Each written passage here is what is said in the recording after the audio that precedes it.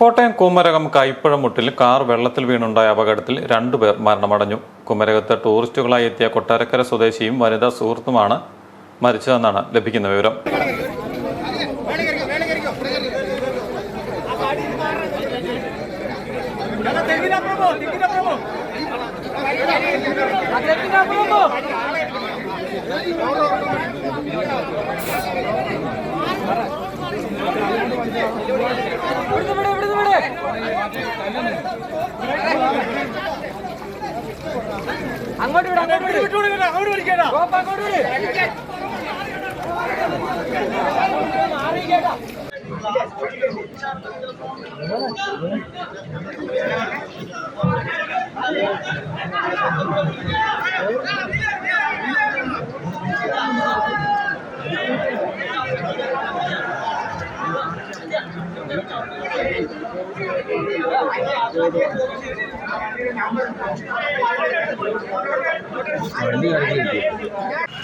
ഒരു റോഡാന്ന് പറഞ്ഞ് ഓടി വന്നു, താഴെ റോഡാന്ന് പറഞ്ഞ് ഓടി വന്നു.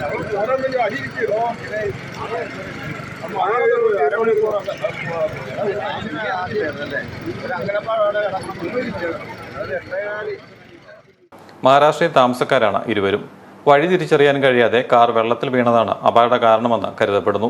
കൊട്ടാരക്കര സ്വദേശിയും മഹാരാഷ്ട്രയിൽ താനെയിൽ സ്ഥിര താമസക്കാരനുമായ ജെയിംസ് ജോർജ്, സുഹൃത്തായ മഹാരാഷ്ട്ര താനെ സ്വദേശി സാലി രാജേന്ദ്ര സർജി എന്നിവരാണ് മരണമടഞ്ഞത്. തിങ്കളാഴ്ച വൈകിട്ട് 5:30 എറണാകുളത്തെ കണക്റ്റിംഗ് ക്യാബിൽ നിന്നുമാണ് ഇവർ കാർ വാടകയ്ക്ക് എടുത്തത്. ഇവിടെ നിന്നും കുമരകത്തെത്തി. തുടർന്ന് ഹൗസ് ബോട്ടിൽ സവാരി നടത്തുകയായിരുന്നു ലക്ഷ്യം.